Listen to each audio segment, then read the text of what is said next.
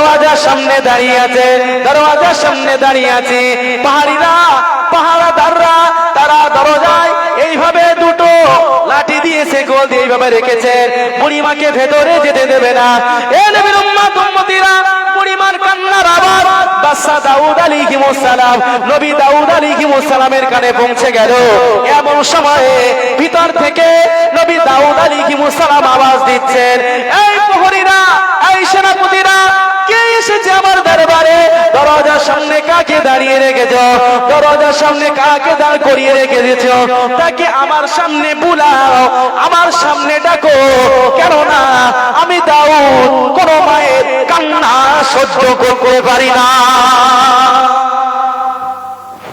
তাকে আমার কাছে ডেকে দাও, আমি কোন মায়ের কান্না সহ্য করতে পারি না। কি বাদশা! এখন বুড়িমা হুজুরের সামনে গেলেন, হুজুরের সামনে আদবের সাথে দাঁড়িয়ে বলছেন, জাহাপানা, আমার একটা বিচার আপনাকে করে দিতে হবে। কি বিচার? না, আমি অমুক জায়গায় কাজ করেছি, কাজ করে আসতে আসতে এখন বিশাল একটা দমকা হাওয়া এসে আমার ঝোড়ায় যত আটা ছিল সব উড়িয়ে নিয়ে চলে গেছে। এই হাওয়াকে আপনার ডাকতে হবে, হাওয়ার বিরুদ্ধে আমি নালিশ করছি, হাওয়াকে একটা উপযুক্ত শাস্তি আপনাকে দিতে হবে। এটা একটা শিক্ষামূলক ঘটনা, একটুখানি শুনবে, শেষ পর্যন্ত খেয়াল করবেন।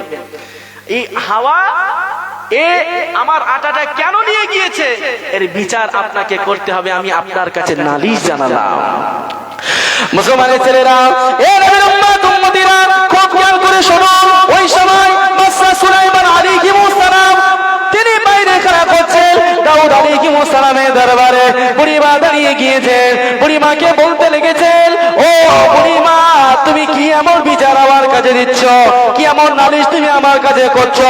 জীবনে কি কোনোদিন কোনো সম্ভব হয়েছে হাওয়া মানুষের কথা শুনে, হাওয়া মানুষের ভাষা বোঝে, হাওয়াকে কি ধরা যায়?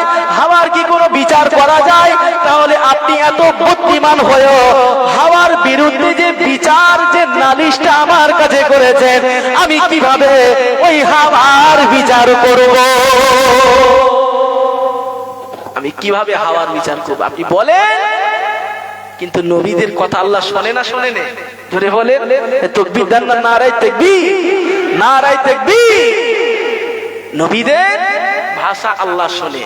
যেমন কোন স্টেশনে যখন ট্রেন ঢোকে, একটা গ্রিন সিগন্যাল ওঠে না, আমি যাচ্ছি, তো সমস্ত নবী আলাইহিস সালামেরা, বিশেষ করে আমার নবী মুহাম্মদ, যখন আল্লাহর সাথে কথা বলার উদ্দেশ্যে, যখন কোন বেঈমান কাফেররা আমার নবীর কাছে কিছু জানার জন্য চেষ্টা করতেন, আল্লাহ যতক্ষণ না হুকুম দিতেন না, আমার নবীর জবান দিয়ে একটাও কথা বার হতো না। জোরে বলে। এই জন্য তো আল্লাহ পাক বলেছেন, আমার নবী যেটা বলে, আমার আল্লাহ যেটা বলে, আমি নবী মুহাম্মদ সেটা বলি। একবার জোরে বলে। মুসলমানের ছেলেরা, এ নবীর উম্মত উম্মতিরা, খুব খেয়াল করে শোনো। বাদশা দাউদ আলাইহিস সালাম হুজুরের জামানায়, ওই সময় দাউদ আলাইহিস সালাম বড় বিপদে পড়ে গেলেন, তিনি বড় মুসিবতে পড়ে গেলেন। হাওয়াকে কি ডাকা যায়? হাওয়ার কি কোনো বিচার হয়? হাওয়া কি মানুষের সামনে দাঁড়িয়ে যায়? এ নবীর উম্মত উম্মতিরা, হাওয়াকে চোখে দেখা যায় না, হাওয়াকে স্পর্শ করা যায় না। হাওয়া আছে, ঠান্ডা লাগছে, এটা আমরা অনুভব করতে পারছি। মাথার যন্ত্রণা করছে, এটা আমরা অনুভব করতে পারছি। পায়ে ফুলে উঠেছে, ওই ফোলা জায়গায় ব্যথা, এটা আমরা অনুভব করতে পারছি। এ নবীর উম্মত উম্মতিরা, আপনার পেছন, এই যে পিঠ, এটা দেখার কি ক্ষমতা আপনার আছে? যদি আপনি আয়নার সামনে না দাঁড়িয়ে যান, কোনোদিন আপনি পিছনে দেখতে পাবেন না। যদি আপনি আয়নার সামনে না দাঁড়িয়ে যান, কোনোদিন আপনি এই গর্দান, পেছনের গর্দান দেখতে পাবেন না। যদি আপনি আয়নার সামনে না দাঁড়িয়ে যান, পেছনের চেহারাটা আপনি দেখতে পাবেন না। ঠিক তেমনি এই সমাজে কিছু বেঈমান, কিছু নাস্তিক, কিছু বেঈমান কাফেররা বলে, তোর আল্লাহ যদি থাকে আমাদের সামনে কেন আসে না? তোর আল্লাহ যদি থাকে আল্লাহ কেন খায় না? তোর আল্লাহ যদি থাকে আল্লাহকে কেন দেখা যায় না? তোর আল্লাহ যদি থাকে আল্লাহকে কেন আমরা দেখতে পাই না? এ নবীর উম্মত উম্মতিরা, ওই সমস্ত বেঈমান কাফেরদের ধার করে একটা ইট নিয়ে তাদের মাথায় মেরে বলতে হবে, যেন রক্ত না বার হয়, যেন ফুলে যায়, যন্ত্রণা অনুভব করে। আর মানুষটা যখন ছটফট পাট করবে বলতে হবে, তাকে জিজ্ঞাসা করতে হবে, তাকে সওয়াল করতে হবে, তুমি কি তোমার মাথায় যন্ত্রণা হচ্ছে বুঝতে পারছো? সে যদি বলে না আমি বুঝতে পারছি না, ঠিক আমার আল্লাহ পাক কেমন?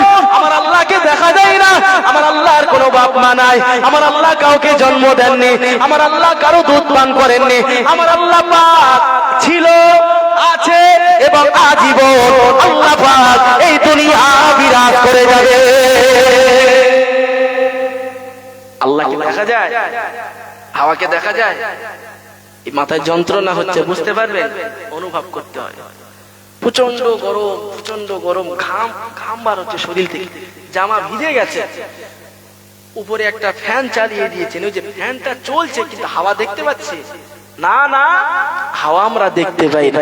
দাউদ আলাইহিস সালাম, দাউদ আলাইহিস সালাম তিনি চিন্তায় পড়ে গেলেন, আমি হাওয়াকে কিভাবে ডাকবো?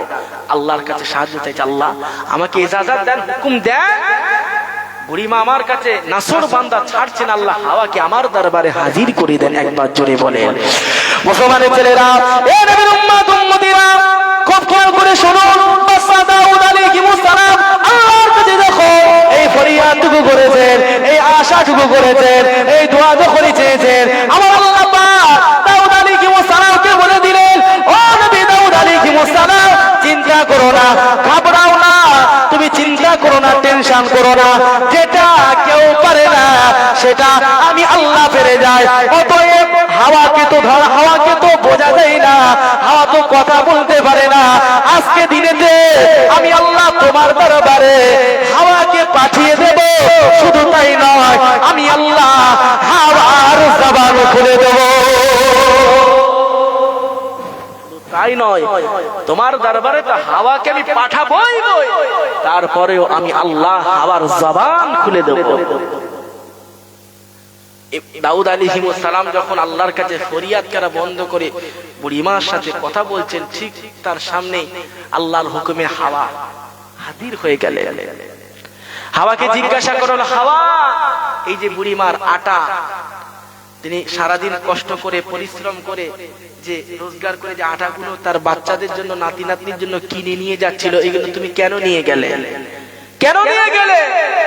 হাওয়ার জবান আল্লাহ খুলে দিয়েছে। হাওয়া বলছে, আমি নিয়ে যাইনি, আমার আল্লাহ আমাকে নিয়ে যেতে বলেছে। একবার জোরে বলে, আমি নিয়ে যাইনি, আমার আল্লাহর হুকুম হয়েছে, আল্লাহ আমাকে নিয়ে যেতে বলেছে। কেন নিয়ে গিয়েছে আর কেনই বা আল্লাহ এই হাওয়াকে, একজন মানুষের ক্ষতি করে আটাগুলো নিয়ে কোথায় গিয়েছে, একটু চলুন সেই দিকে যাই।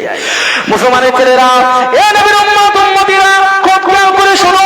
তখন জামানায় আজ থেকে 20 বছর পিছনে চলে যান, আজ থেকে 30 বছর পিছনে চলে যান, মানুষ যেমন পানির জাহাজে করে হজে যেতেন, ওই হজে যেতে গেলে আপনার কিনা আকাশে যে জেট প্লেন গুলো, বিমান গুলো, ইন্ডিগো বিমান গুলো, এমনি করে স্পেসিফিক বিমান গুলো, এয়ার ইন্ডিয়া গুলো যেমন আকাশে উঠতে থাকে, কয়েক ঘন্টার ভিতরে যেমন জেদ্দার এয়ারপোর্টে নামিয়ে দেয়, তৎকালীন সময় কয়েক মাস ধরে ধরে আপনার কিনা রাস্তা অতিবাহিত করতে হয়, সমুদ্রে পাড়ি দিতে হয়। এ নবীর উম্মত উম্মতিরা, এখনো আমাদের সমাজে জারি আছে, সমুদ্র এলাকার ভিতর থেকে থাইল্যান্ড থেকে বাংলাদেশে মাল আসবে, চায়না থেকে ইন্ডিয়াতে মাল আসবে, পাকিস্তান থেকে আপনার কিনা সুইজারল্যান্ডে মাল যাবে, কিছু কিছু মাল আপনার কিনা ওই যে শিপ জাহাজ যাদেরকে বলা হয়, ওই জাহাজের মাধ্যমে পাঠানো হয়। তখনকার সময় দাউদ আলাইহিস সালামের জামানায় বিশাল একটা জাহাজ বহু মাল নিয়ে সমুদ্র রাস্তা সফর করে চলেছেন, সমুদ্র রাস্তা পাড়ি দিচ্ছেন। হঠাৎ তারা যেতে যেতে যেতে যেতে রাস্তায় সমুদ্রের মাঝখানে তাদের জাহাজের তলাটা ছাদা হয়ে গেল, কোনো কারণবশত ফুটো হয়ে গিয়েছে। ওই জাহাজের যে পাইলট, নাবিক যাকে বলা হয়, সে আল্লাহর কাছে হাত তুলে ফরিয়াদ করছে, আল্লাহ আপনি যদি এই জাহাজের ছাদা ফুটো, এতগুলো মাল আছে, এতগুলো মানুষ আছে, আল্লাহ তাদেরকে যদি বাঁচিয়ে দেন, লক্ষ লক্ষ টাকার মালগুলো এ জামানার বাদশাহ দাউদ আলাইহিস সালামের দরবারে বাইতুল মালের উদ্দেশ্য করে আমি দান করে দেব। তাহলে বুঝতে পারছেন, সমুদ্র যে জাহাজের পাইলট নাবিক যখন জাহাজ ছাদা হয়ে গিয়েছে, বলছে আল্লাহ আপনার কাছে ফরিয়াদ করি, আমরা বিপদে না পড়লে আল্লাহকে ডাকি, বলেন যখন সুস্থ রয়েছি আল্লাহকে একবারও ডাকছি না, যখন আমরা একেবারে হসপিটাল সই হয়ে যাব, এই বুঝি মারা যাব এইবারে আল্লাহ বিল্লাহ আল্লাহ বিল্লাহ। আরে বাবা, রান্না করতে করতে একদম মানে আজান দিতে দেরি হচ্ছে, মানে আজান দেওয়ার আগে আমাদের ঘরের মায়েরা নামাজ পড়তে চলে যাচ্ছে। কেন? অসুখে পড়েছে। আমার ঘরের ভাইরা, মুরব্বী বাপেরা, জওয়ান ছেলেরা অসুস্থ হলে পকেট থেকে তো তসবিহ না ফেলেই না, ফেলে কি না? বিপদে পড়েছে, এই বিপদে তো ডাক্তারের তো কাজ হবে না, আল্লাহ যদি রহম করে তাহলে বাঁচবো। কথা ঠিক না? বলে একবার জোরে বলে। সমুদ্রের পাইলা সে ওয়াদা করেছে, আল মুমিনুনা ওয়াদা ফিল ওয়াফা, মুমিন ব্যক্তিরা ওয়াদা করলে সেটা পূরণ করতে হয়, আর এই ওয়াদা খেলাফ করলে তাকে মিথ্যুক বলে প্রমাণ, মিথ্যুক।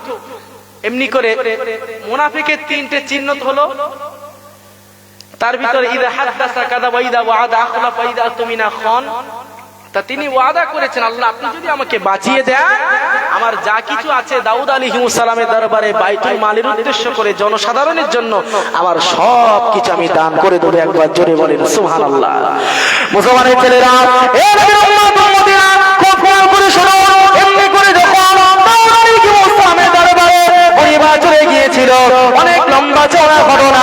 বুড়িমা যখন প্রথম গিয়েছে সুলাইমান আলাইহিস সালামের নীতি আদর্শ, তখন তিনি নবী হননি, তখন তিনি বাদশাহী পাননি, তখন তিনি আল্লাহর নবুয়ত, আল্লাহর তরফ থেকে তিনি নবুয়ত পাননি।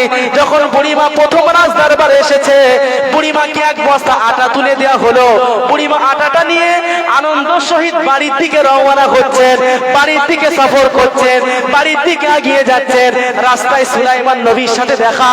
সুলাইমান নবী বলছেন, ও বুড়িমা, এতগুলো আটা আমার আব্বাজান তোমাকে দিল, তুমি আটাগুলো নিয়ে কিভাবে বাড়িতে যাও? এ নবীর উম্মত উম্মতিরা, বুড়িমা বলছেন, ও কলিজার টুকরা সুলাইমান, তোমার আব্বাজান তানার মনে এত বড় দয়া, এত বড় মায়া, আমি যাওয়ার সাথে সাথে বাইতুল মাল থেকে এক বস্তা আটা আমার মাথায় তুলে দিয়েছে। যখন এই কথা বলেছেন, সুলাইমান আলাইহিস সালাম বলছে, আপনি যান আব্বার কাছে গিয়ে বলুন যে বাইতুল মাল থেকে আমাকে কেন দেয়া হলো এতগুলো আটা, এটা তো সবার হক আছে, তাহলে আমি কেন একা নিয়ে যাব? আব্বার কাছে গিয়ে বলুন আপনার তরফ থেকে, আপনার গাড়ির থেকে কি আছে, আপনি আমাকে হেল্প করুন, সহযোগিতা করুন। আমার সোনার ভাইরা, এই রকম আল্লাহ যদি কাউকে ভালোবাসে, আল্লাহ যদি কাউকে মোহাব্বত করেন, আল্লাহ যদি কাউকে প্যার করেন, ওই যে নবী আমার মদিনায় যাওয়ার জন্য বার হয়েছিল, ওমা রমাইতা ইদ রমাইতা ওয়ালাকিন্নাল্লাহ রমা।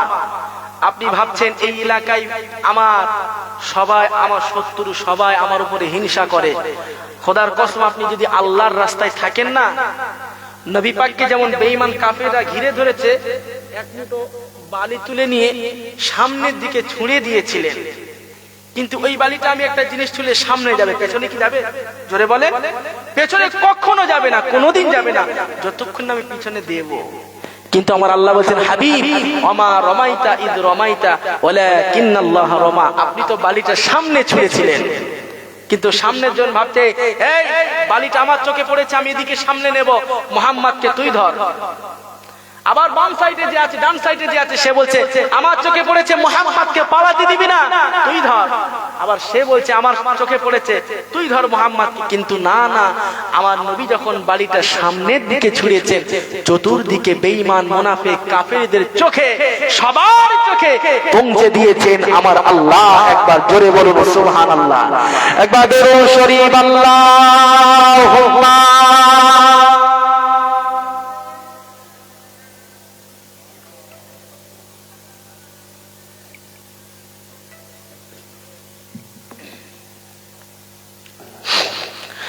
আল্লাহুম্মা সাল্লি আলা।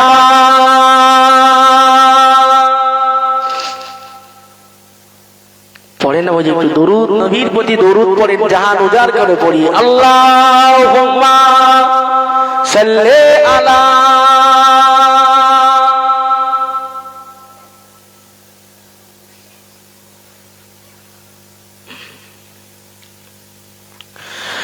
ওয়ালা আলি সাইয়্যিদিনা।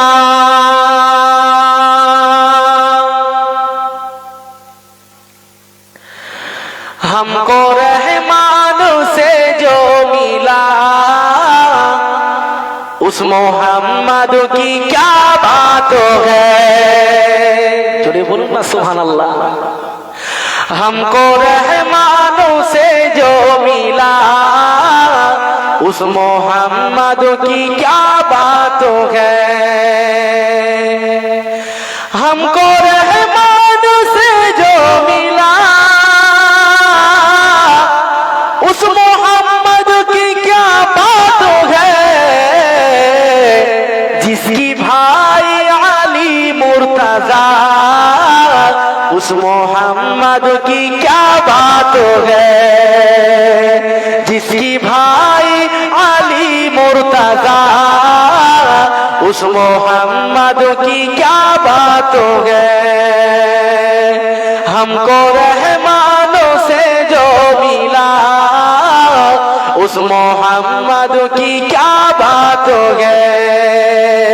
जिसकी भाई अली मुर्तजा उस मोहम्मद की क्या बात है। सैयदा बिना जिसकी माँ और जौजा खदीजा बनी।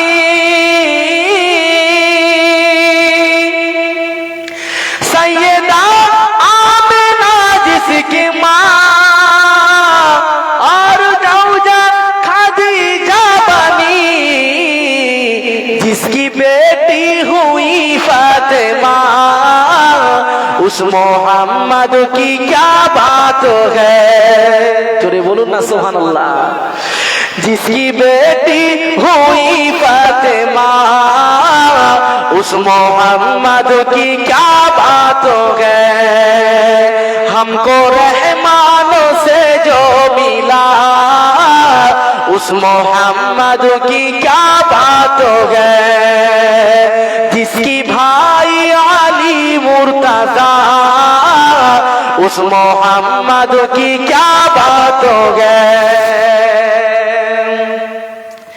करबला की हकीकत हुसैन जो नवासा मोहम्मद का है।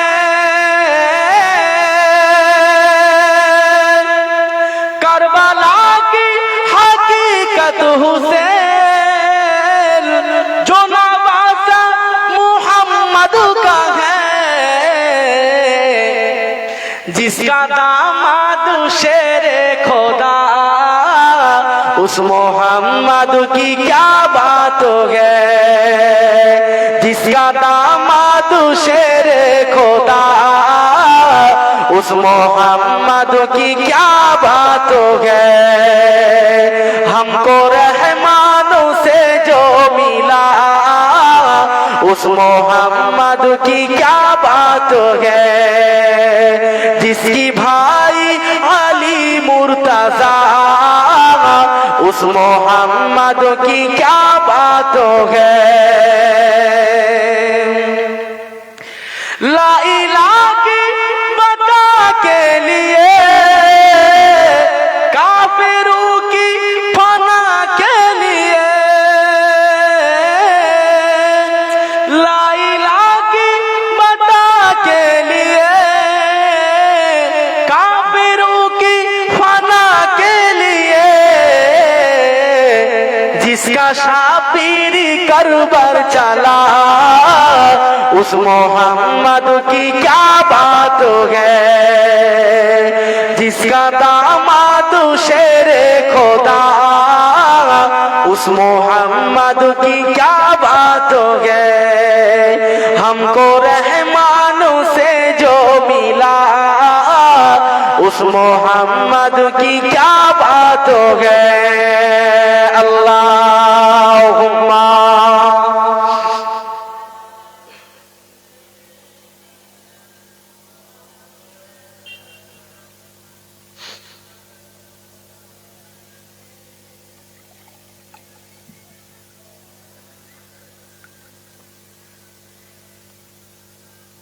আমার দিনদার ইমানদার নেককার আল্লাহ ওয়ালা আমার ভাইরা বাবাজিরা,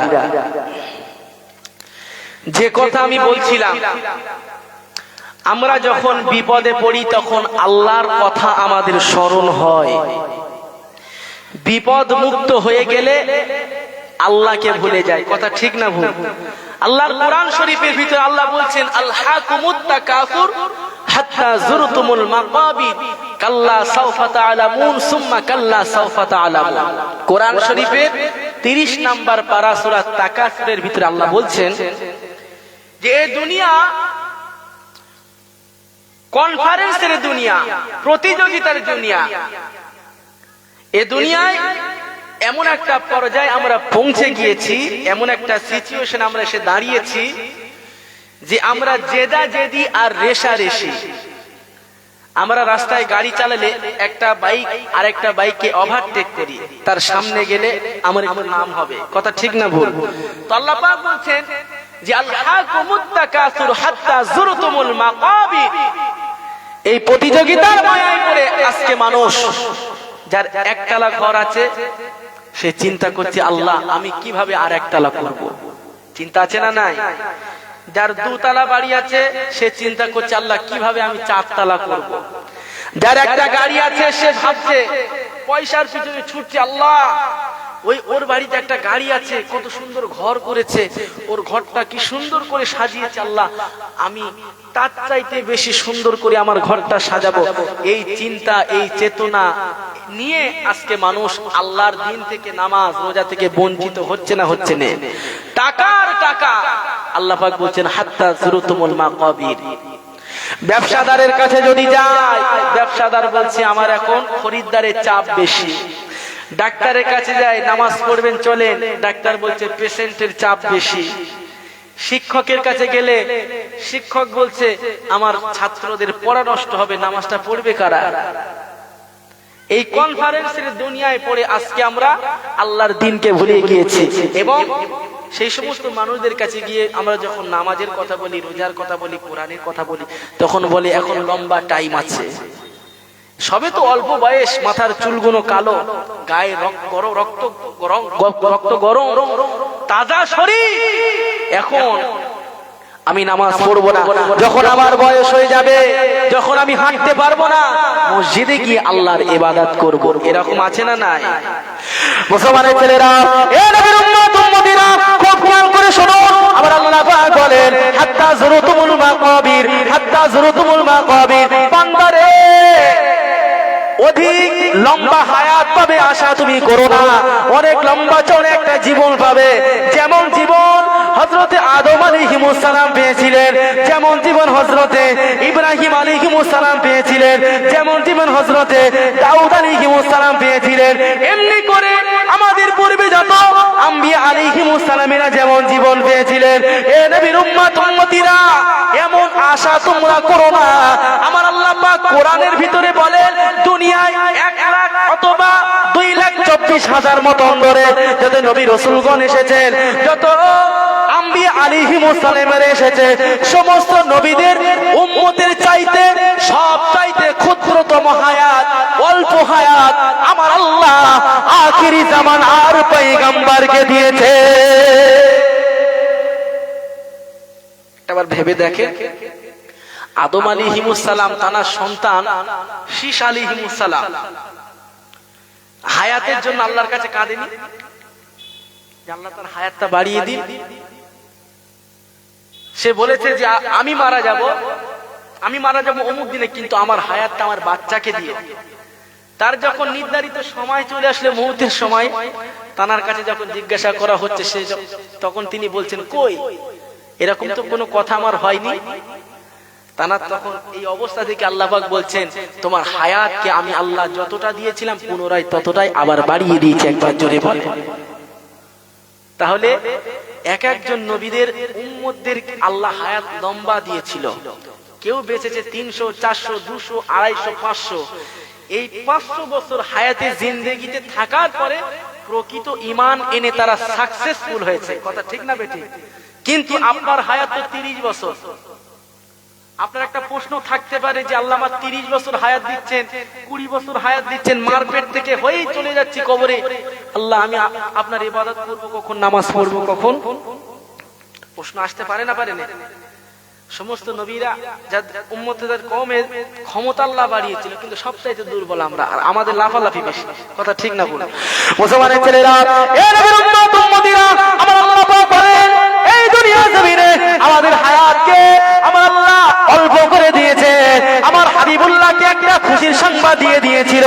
আমার আল্লাহ পাক বলেন, আয় আমার হাবিব, আয় আমার দোস্ত, আয় আমার বন্ধু, আপনি চিন্তা করবেন না, আপনি উম্মতের নিয়ে ঘাবড়াবেন না, উম্মতের নিয়ে কোনো টেনশন করবেন না। কেননা আমি আল্লাহ পাক আপনার উম্মতের ভিতরে যেমন পূর্বে নবী আলাইহিমুস সালামেরা 300 বছর, 400 বছর, 500 বছর, 1000 বছর বাঁচার পরে আল্লাহ পাকের ইবাদত করে কামিল হয়েছেন, সাকসেসফুল হয়েছেন, পাস করেছেন।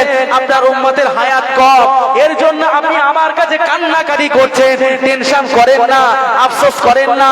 আপনার উম্মতের ভিতরে আমি আল্লাহ পাক কিছু রাত নির্ধারণ করে দিয়েছি।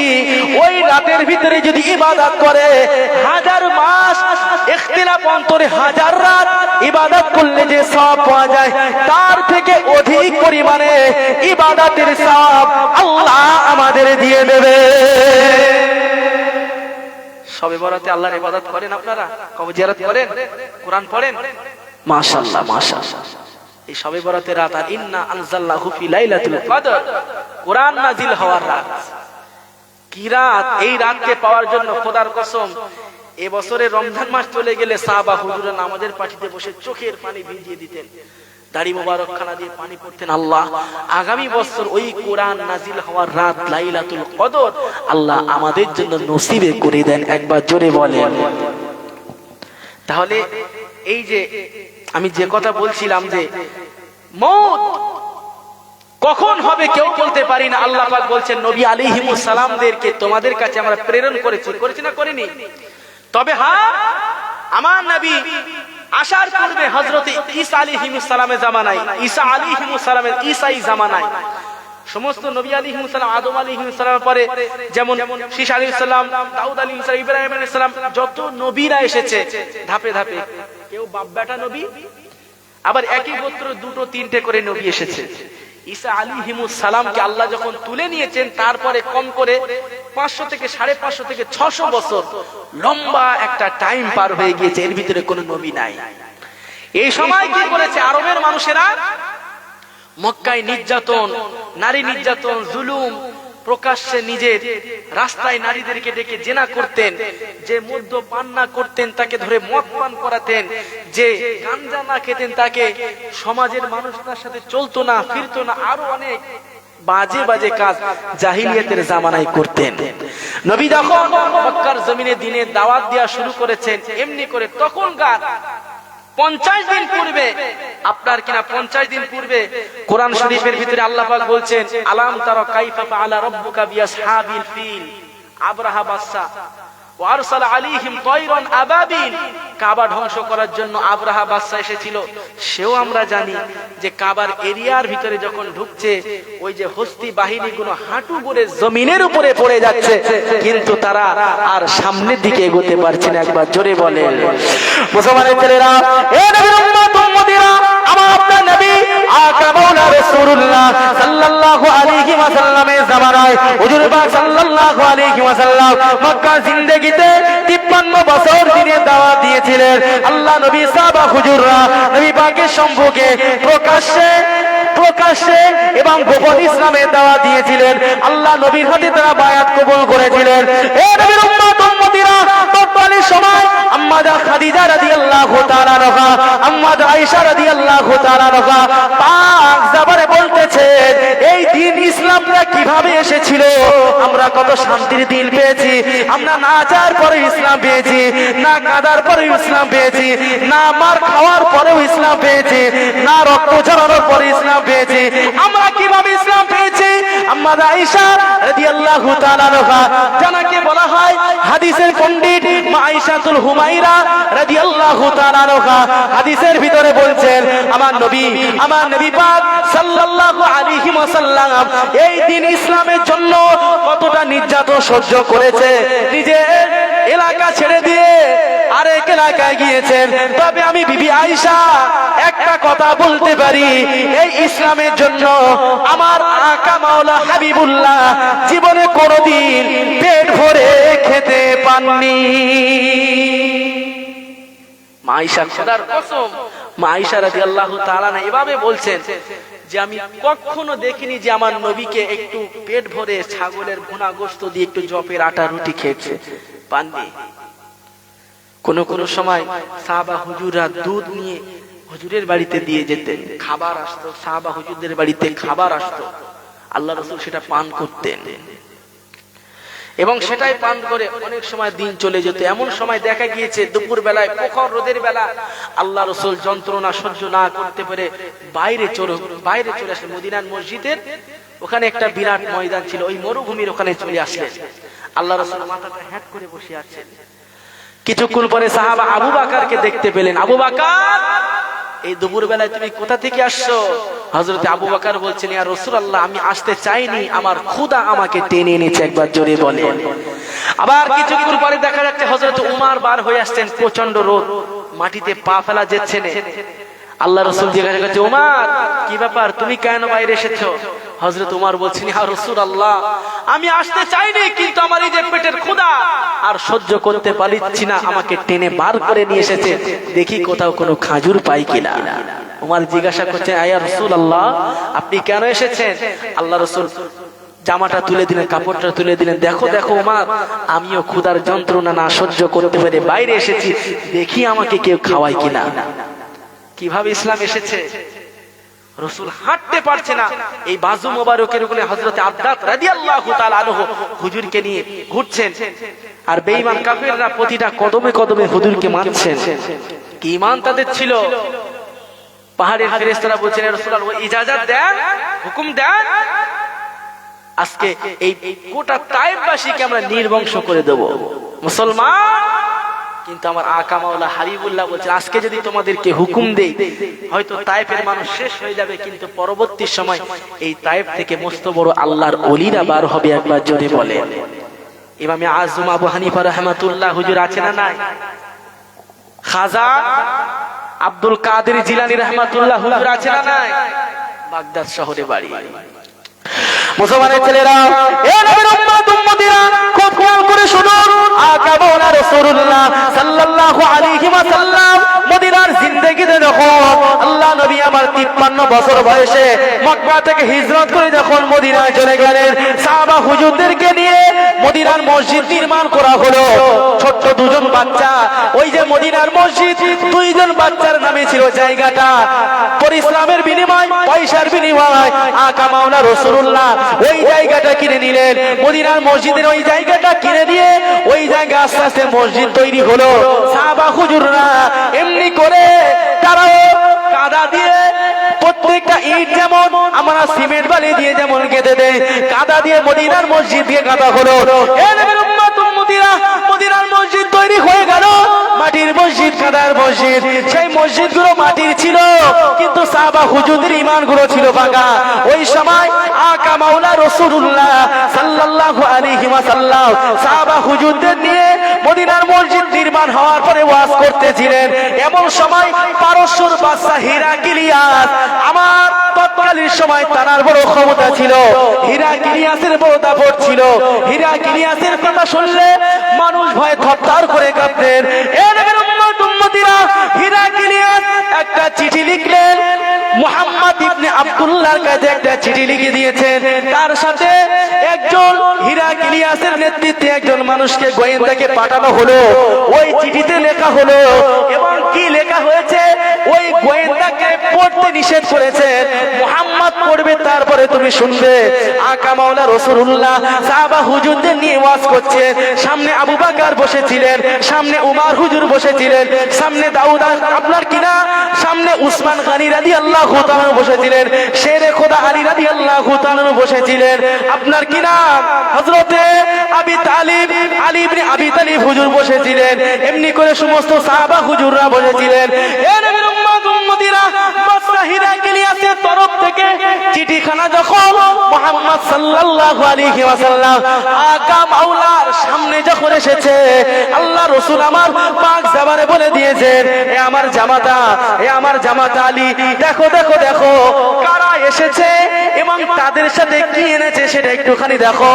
তখনকার সময় ওই পত্রখানা নিয়ে হযরত আলী রাদিয়াল্লাহু তাআলা নবী পাকের সামনে পড়ছেন আর বলছেন, টপটপ করে কাঁদছেন, চোখ দিয়ে ঝরঝর করে পানি পড়ছেন, আর নবী পাককে বলছেন, ইয়া রাসূলুল্লাহ, এই জায়গায় যে অকাট্য ভাষায় আপনাকে গালি দেওয়া হয়েছে, আমি আলী আপনার সামনে প্রকাশ করব না।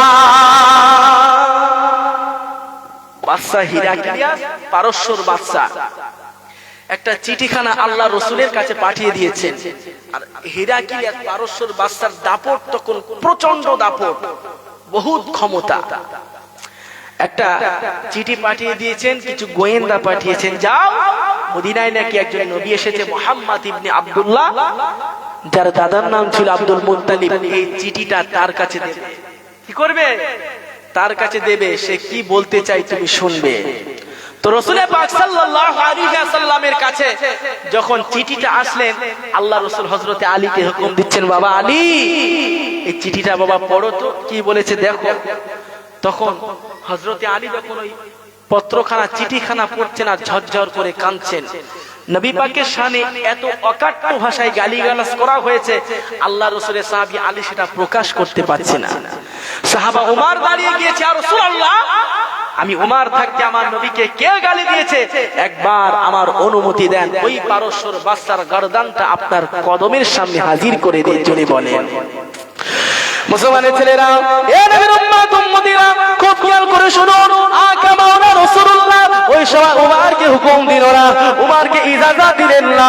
না না উমর, আমাদের ইসলাম এমন একটা ধর্ম, ইসলামে যদি কেউ আঘাত করে ইসলাম কাউ কিছু বলে না। হযরতে ইমাম হাসান হুজুর, ইমাম হুসাইন হুজুরকে আমার নবী পাক প্রশ্ন করছেন, তোমাকে যদি কেউ মারে তুমি কি তাকে কোনো আঘাত করবে, তাকে কষ্ট দেবে? বিনা কারণে যদি কেউ মারে তুমি কি তাকে কোনো কষ্ট দেবে?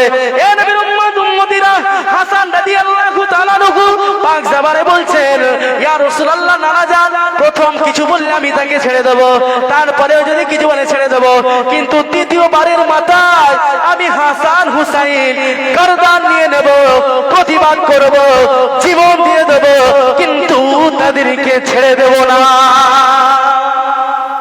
তো হযরতে ওমর যখন বলছেন, ইয়া রাসূলুল্লাহ, হুকুম দেন, পারস্যর বাদশার গর্দানটা আপনার সামনে এনে দেই, আল্লাহ রাসূল বলছেন, ওমর, ইন্নাল্লাহা মা'আস সাবিরিন, সবর করো, ধৈর্য ধরো, সবরকারীদের সাথে তো আমার আল্লাহ আছে, একবার জোরে বলে।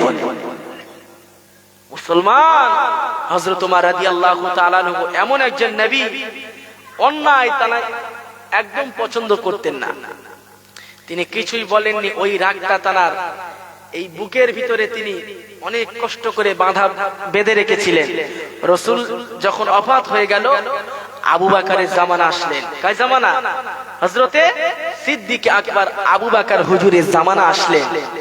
আবু বকর হুজুর চলে গেলেন, হযরতে খলিফা আমিরুল মুমিনিন খুলাফা রাশিদিনের জামানা এসেছে। কোথায়?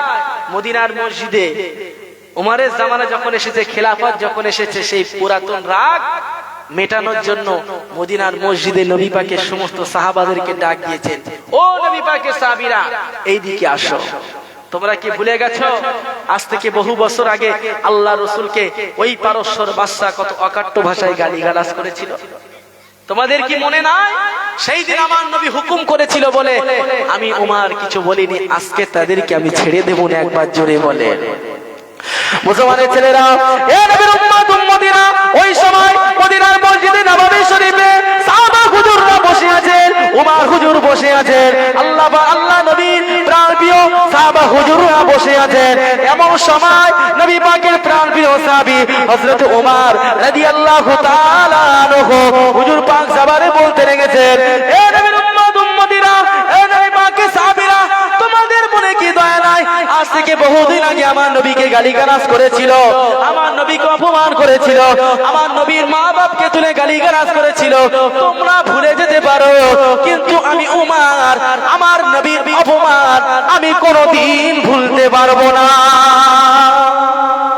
তোমরা ভুলে যেতে পারো না, না আমি উমর, এ অন্তর এ দিল ভোলা জিনিস নয়।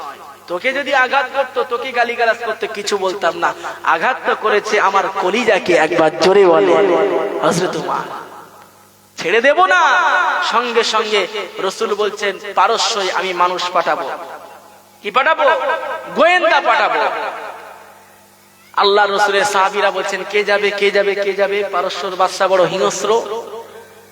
এখন কিছু সাহাবা বলছেন আমরা যাব না, আমাদের ঘরে দুই বাচ্চা আছে, হঠাৎ যদি পারস্যর বাচ্চার কাছে আমরা আটক হয়ে যাই, আমাদের বাচ্চাগুলো না খেতে পেয়ে মারা যাবে।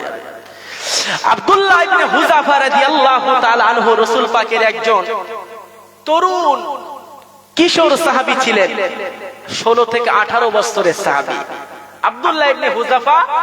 আল্লাহ রাসূলের সাহাবী হযরত উমর আব্দুল্লাহ ইবনে হুযাফাকে বলছেন, এই আব্দুল্লাহ ইবনে হুযাফা দাঁড়িয়ে যা। হযরত উমর বলছেন দাঁড়িয়ে যাও, আজকে দিনে ওই পারস্যর বুকে কিছু গোয়েন্দা পাঠাবো, এই নবী পাকের সাহাবীদের ভিতর থেকে তোমার সেই সমস্ত যে মানুষগুলো যাবে তাদের ভিতরে তোমাকে হেড প্রধান অর্থাৎ তোমাকে নেতৃত্ব আমি দেবো। একবার জোরে বলে, এখন তোমার সাথে যারা যাবে সমস্ত মানুষের দায়িত্ব তোমার হাতে দিলাম, তুমি যা বলবে তারা সেটা শুনবে। একবার জোরে বলে।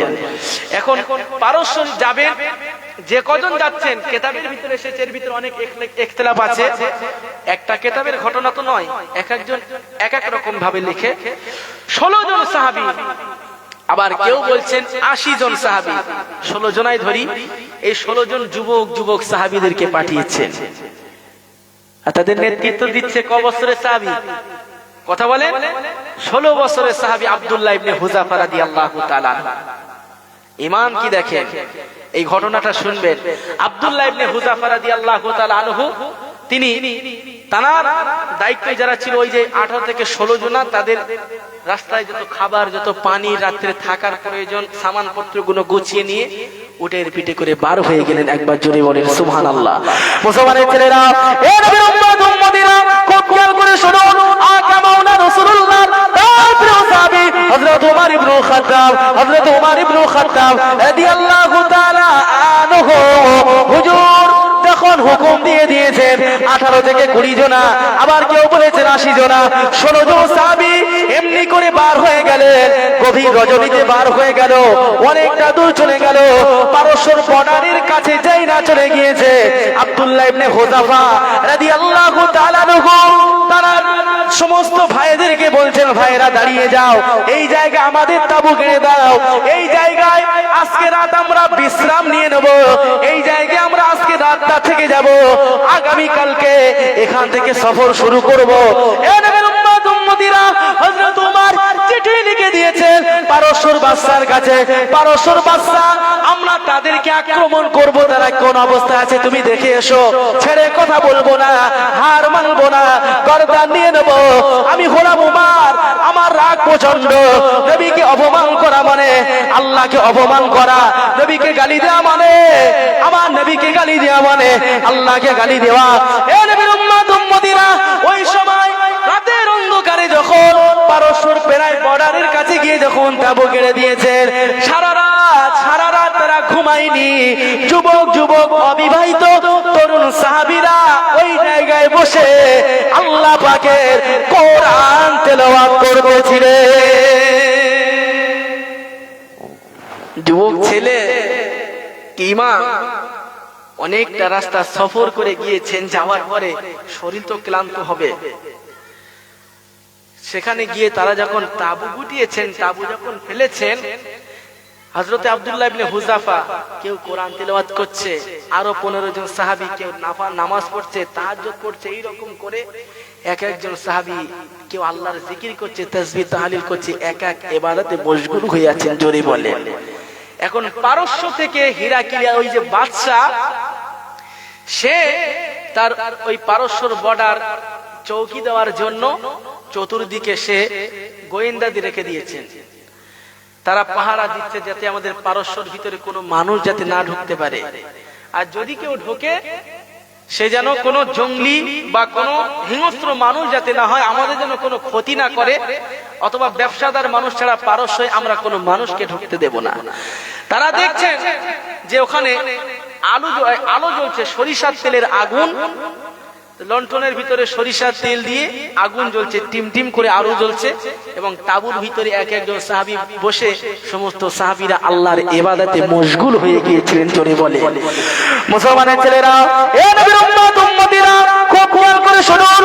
আব্দুল্লাহ ইবনে হুযাফা রাদিয়াল্লাহু তাআলা আনহু হুজুর কোরআন পড়তেছেন, আরো বাকি সাহাবা হুজুররা, তরুণ তরুণ সাহাবা হুজুররা, কেউ নামাজ পড়তেছেন, কেউ জিকির করতেছেন, কেউ আল্লাহর ইবাদত করতেছেন, তাসবিহ তাহলিল করতেছেন। এক একজন সাহাবী এক একজন আল্লাহর ইবাদতে মশগুল হয়ে যায়। এমন সময় এই কোরআন তেলাওয়াতের আওয়াজ, এমন সময় ওই লণ্ঠনের আলোর যদি পারস্যর বর্ডারের গোয়েন্দাদের চোখের নাগালের ভিতরে পড়ে গেল, তারা দেখতে পেলেন কিছু মানুষ তাঁবু গুটিয়েছে, চিনি না জানি না কোথায় তাদের বাড়ি, সেটা আমরা জানি না। চলেন চলেন চলেন, বেশ কয়েকজন মানুষকে নিয়ে হযরত আব্দুল্লাহ ইবনে হুযাফা রাদিয়াল্লাহু তাআলা আনহু হুজুরের তাঁবুর কাছে যখনই আসলেন, বাইরে থেকে আওয়াজ দিচ্ছেন, কে আছেন বাইরে বার হয়ে আসেন।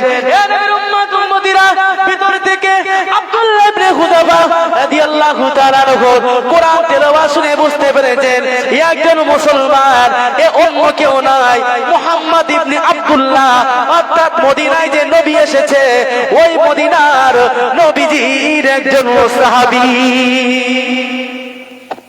কেননা এ তো মুসলমান, কোরআন পড়ছে, মদিনায় যে নবী এসেছে সেই নবীর কোন সাহাবী হবে।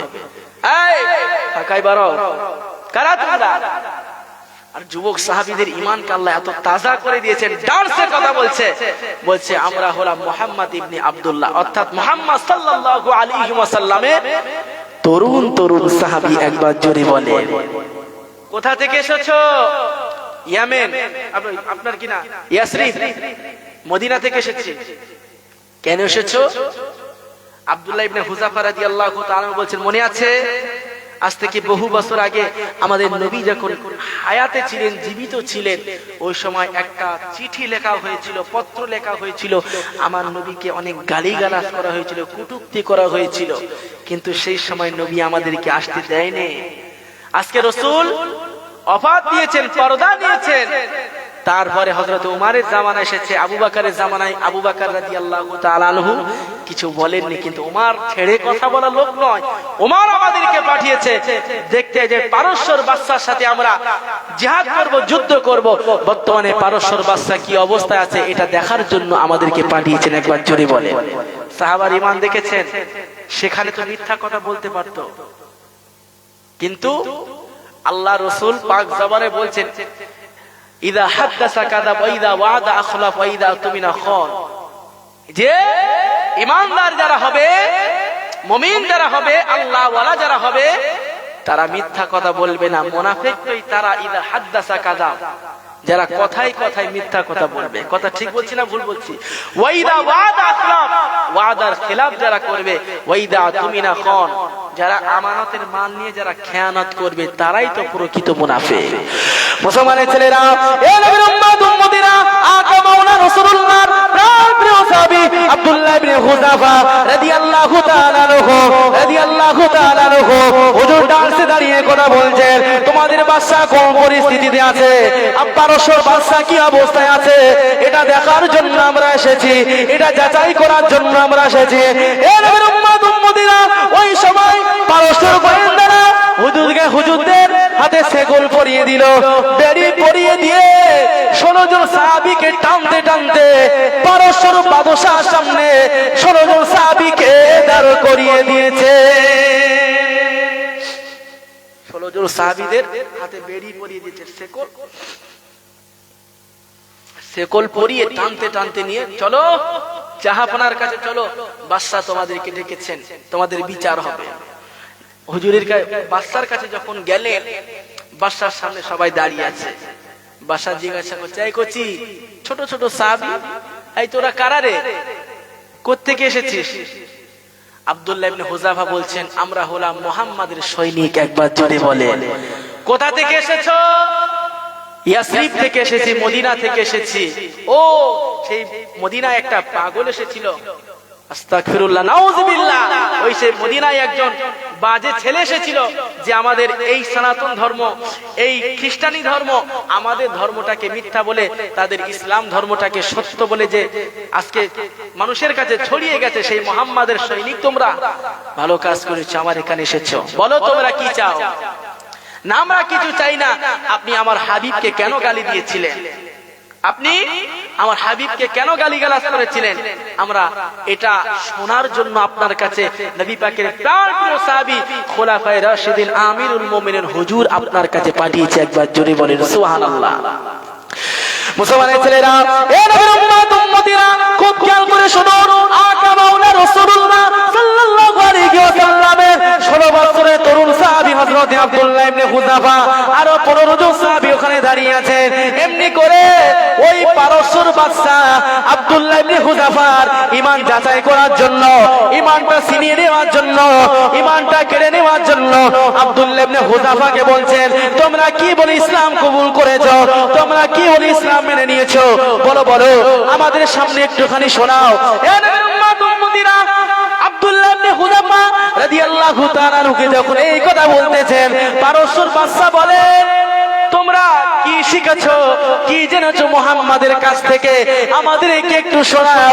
আব্দুল্লাহ ইবনে হুযাফা বলছেন, লা ইলাহা ইল্লাল্লাহ মুসা কালিমুল্লাহ নয়, লা ইলাহা ইল্লাল্লাহ ইব্রাহিম খলিলুল্লাহ নয়, লা ইলাহা ইল্লাল্লাহ ইসমাঈল জাবিউল্লাহ নয়।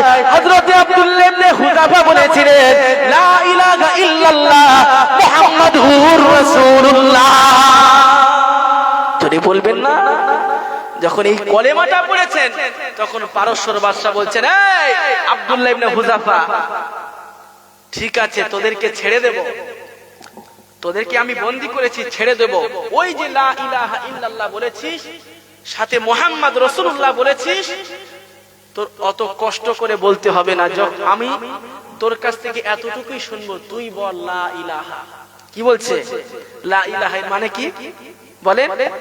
আল্লাহ নেই, বাবু জানে, লা ইলাহা আল্লাহ নেই, এতটুকুই বল, তোকে ছেড়ে দেব। তখন আব্দুল্লাহ ইবনে হুযাফা রাদিয়াল্লাহু তাআলা আনহু বলছেন, এই বেঈমান কাফের, কি বলিস? আমার রাসূলের নাম আল্লাহ পাকের জান্নাতের দরওয়াজায়, আমার রাসূলের নাম হার জায়গায় দিয়েছেন, সেই নবীর নাম সেখান থেকে তুই তুলে দেওয়ার চেষ্টা করছিস? না, আমার নবীর নাম তুলবো না। মুসলমানের ছেলেরা, এ নবীর উম্মত উম্মতিরা, খুব খেয়াল করে শুনুন। হুর के पत्तों में नबी नबी, जन्नत के दरवाजा में नबी नबी, फरिश्तों की डानाओं में नबी नबी, एमनी करे मुअज्जिन की आजानों में नबी नबी, इमाम की इमामती में नबी नबी, मुहद्दिस के हदीस में नबी नबी, मुफस्सिर की कुरान मुफस्सिर में नबी नबी, कातिबु की किताब में नबी नबी।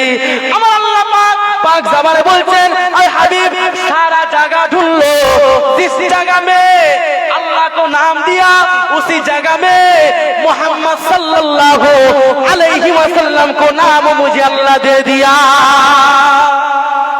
যেখানে আল্লাহর নাম দিয়েছি সেখানে মুহাম্মাদের নাম আছে। আর তুমি কিভাবে বলছো যে শুধু লা ইলাহা ইল্লাল্লাহ বল? না, তুই বেঈমান কাফের, দাঁড়ে দাঁড়িয়ে সামনে সেখানে কথা বলছে।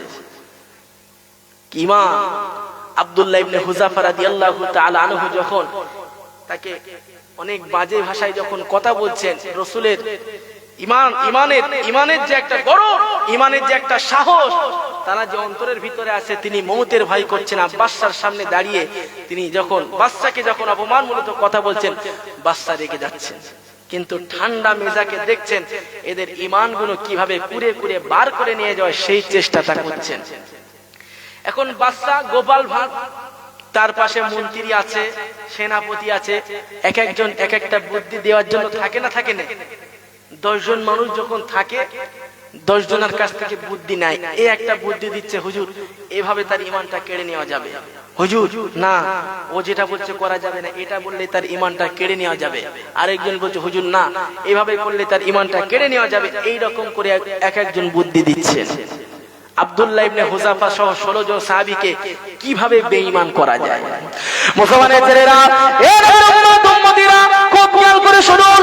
আব্দুল্লাহ ইবনে হুযাফা রাদিয়াল্লাহু তাআলা আনহু পাক জবানে বলতেছেন, পারস্যর বাদশার সামনে যখন আমরা দাঁড়িয়ে গেলাম, ওই পারস্যর বাদশা এইবারে ঠিক যেমনই উতবা বিন রাবিয়া, আবু জেহেল, আবু লাহাব আমাকে যেমন সম্পত্তির লোভ দেখিয়েছিল, নারীর লোভ দেখিয়েছিল, আপনার কিনা রাজত্বর লোভ দেখিয়েছিল, রাজার লোভ দেখিয়েছিল, সিংহাসনের লোভ দেখিয়েছিল, উতবা বিন রাবিয়া একজন ধনী ব্যক্তি ছিলেন, সমাজের মানুষ তার কথা শুনতেন।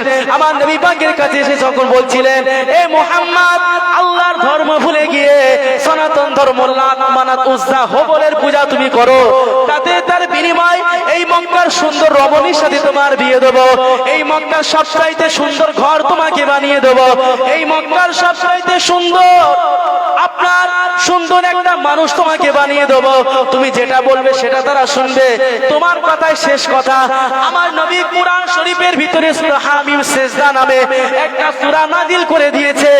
আল্লাহ নবী উতবা বিন রাবিয়ার সামনে দাঁড়িয়ে সূরা হামিম সেজদা কুরআন শরীফের ওই সূরাটা যখন তেলাওয়াত করতেছে, তেলাওয়াত করতে করতে উতবা বিন রাবিয়া যে নবীকে পরিবর্তন করার জন্য এসেছিল, বরঞ্চ সেই নবীর কোরআন তেলাওয়াত শুনে কোনো কথা না বলে আবু জাহালের কাছে গেল, আবু লাহাবের কাছে গিয়ে বলছে, মুহাম্মদ যে দ্বীনের বাণীটা প্রচার করছে, যে দাওয়াতটা প্রচার করছে, যে কলেমার দাওয়াতটা দিচ্ছে, তাকে দিতে দাও, কেননা সে এমন একটা জিনিস আমাকে শুনিয়েছে যেটা শোনার পরে আমি মুগ্ধ হয়ে গিয়েছি। কোরআন শরীফ সূরা হামিম এটা যখন তেলাওয়াত করেছি আমি মুগ্ধ হয়ে গিয়েছি। মুহাম্মদকে মুহাম্মাদের কাজ করতে দাও, আমরা আমাদের কাজ করি। আবু জেহেল, আবু লাহাব এই আল্লাহ রাসূল যখন কোরআনটা তেলাওয়াত করে যখন উতবা বিন রাবিয়াকে শুনিয়েছেন, ঠিক তারপরেই যখন আল্লাহ রাসূল যখন হুজরা মুবারকের ভিতরে যখন কোরআন পড়তেন, ওই আবু জেহেল, আবু লাহাব এসে দরওয়াজার সামনে দাঁড়িয়ে আড়ালে লুকিয়ে লুকিয়ে আল্লাহ রাসূলের কোরআন তেলাওয়াত শুনতেন। একবার জোরে বলে, প্রকাশ্যে জনসাধারণে বলতেন, এই মুহাম্মদ যে জিনিস, যে কিতাবটা এনেছে, মুহাম্মদ যে বইটা এনেছে, ফুরকান আল কুরআনুল কারীম ওয়া তিলাওয়াতুল কুরআন ওয়া নুনাজ্জিলু মিনাল কুরআন মা হুয়া শিফা ওয়া রাহমাতুল লিল মুমিনিন। মুহাম্মদ যে জাদুকরি কিতাবটা পড়ে, যখন মুহাম্মদ ওই কিতাবটা পড়বে, তোরা খবরদার কেউ যেন যাবি না। ও সবাইকে ভয় দেখিয়ে সবার আগে পাঁচ কাতারে গিয়ে আল্লাহ রাসূলের কোরআন তেলাওয়াত শুনতেন। মুসলমানের ছেলেরা, এ নবীর উম্মত উম্মতিরা, আব্দুল্লাহ ইবনে হুযাফা রাদিয়াল্লাহু তাআলা আনহু হুজুরকে যখন সম্পত্তি লোভ দেখানো হচ্ছে, হুজুরকে যখন নারী লোভ দেখানো হচ্ছে, হুজুরকে যখন বলছেন, এই আব্দুল্লাহ ইবনে হুযাফা, তোমার এই 16 জন সাহাবী যদি তোমরা আমাদের ধর্মে ফিরে আসো, তবে আমরা আমাদের লাত মানাত উজ্জার কসম কেটে বলতেছি, এই পারস্য যতটা হয় অর্ধেকটা তোমাদের নামে লিখে দেব, তোমাদের নামে লিখে দেব। এখন আমাকে যদি কেউ বলে যে ওকে মার্ডার করতে হবে, তোকে আমি 5,000 টাকা দেব, বর্তমান যা পরিস্থিতি, আমাদের ভাঙড়ের যে অবস্থা ভাই, ওকে মার্ডার করতে হবে, ওর ঘর ভাঙতে হবে, 500 টাকা যদি পকেটে দিয়ে দেয় না ভাই, বলা লাগবে না রাত্রে ওখানে ঘর থাকবে না। বুঝতে পেরেছেন? টাকা, আমি বলছি না আলহাকুমুত তাকাসুর, প্রচুর জোর মায়া, টাকা ছাড়া মানুষ কিছুই জানে না, টাকাই আমার রব, টাকাই আমার সব, টাকা ছাড়া এই জীবনে আর কিছুই নাই। আল্লাহ বলছেন, হাত্তা যুরতুল মাকাবির, আয় একবার কবরে, তখন বুঝবি যে কবর কি ভয়ঙ্কর জিনিস, আর কবরের সবচাইতে কম আযাব তোকে দেব। তোর শরীরে যে হাড়গুলো আছে না, মুরগির মাংস খাস, হাড়গুলো যেমন চিবিয়ে ফেলিস, গুঁড়ো করে দিস, তোকে আমি এইভাবে তোকে গুঁড়ো করে দেবো। আয় মুসলমান, আব্দুল্লাহ ইবনে হুযাফা রাদিয়াল্লাহু তাআলা আনহুকে যখন সম্পদের লোভ দেখাচ্ছে, ও আব্দুল্লাহ ইবনে হুযাফা, আমাদের ধর্মে ফিরে এসো, আমি কথা দিচ্ছি এই পারস্যর অর্ধেকটা আমি তোমার নামে লিখে দেব। একবার জোরে বলেন সুবহানাল্লাহ। কিন্তু সে তো বেঈমানের এই যে লোভ, তার ভিতরে রাসূলুল্লাহর মহব্বত আছে, ভালোবাসা আছে, ঈমান নষ্ট করতে পারবে না। মুসলমানের ছেলেরা, এ নবীর উম্মত উম্মতিরা, খুব খেয়াল করে শুনুন। আব্দুল্লাহ ইবনে হুযাফা রাদিয়াল্লাহু তাআলা আনহু পাক জবানে ওই সময় বাদশার সামনে দাঁড়িয়ে বলেন, হে জাহাপানা, হে শয়তান বাদশা, শুনে রেখে দে, তুই পারস্য কেন, পারস্যর অর্ধেক কেন, তুই যদি আমি আব্দুল্লাহ ইবনে হুযাফা আমার নামে তামাম পৃথিবীটা লিখে দিস, আমি আব্দুল্লাহ ইবনে হুযাফা মুহাম্মদকে ভুলে যাব না। তামাম পৃথিবীটা যদি লিখে দিস, আমি মুহাম্মদকে ভুলে যাব না। মুসলমানের ছেলেরা, এ উম্মত উম্মতিরা, আকা মাওলা রাসূলুল্লাহ সাহাবী আব্দুল্লাহ ইবনে হুযাফা রাদিয়াল্লাহু তাআলা আনহু হুজুর যখন এই কথা বলছেন, যেহেতু তানাকে দায়িত্ব দেয়া হয়েছে, সমস্ত সাহাবীরা চুপটি করে দাঁড়িয়ে আছে। কথা বলছেন আব্দুল্লাহ ইবনে হুযাফা রাদিয়াল্লাহু তাআলা আনহু পাক জবানে বলতেছেন, একের পরে নারী লোভ দেখানো হলো, পয়সার লোভ দেখানো হলো, জায়গার লোভ দেখানো হলো, রাজত্ব লোভ দেখানো হলো, কিন্তু আমি কোনোটা নেইনি। এমন সময়ে পারস্যর বাদশা তানার পাশের থেকে মানুষদের কাছ থেকে পরামর্শ নিচ্ছেন, কি করা যায়, কিভাবে আব্দুল্লাহ ইবনে হুযাফা সহ 15 জন সাহাবীদের ঈমানটা কেড়ে নেওয়া যায়। এ নবীর উম্মত উম্মতিরা, ওই সময় পাশে থেকে একজন ব্যক্তি বলেন, হুজুর এভাবে এদের ঈমানটা কেড়ে নেওয়া যাবে না, এই মানুষগুলোর ঈমান কেড়ে নিতে গেলে এদের খাওয়া দাওয়া বন্ধ করে কারাগারে এদের আটকে দিতে হবে। খুলে গেছে, অসুবিধা নেই।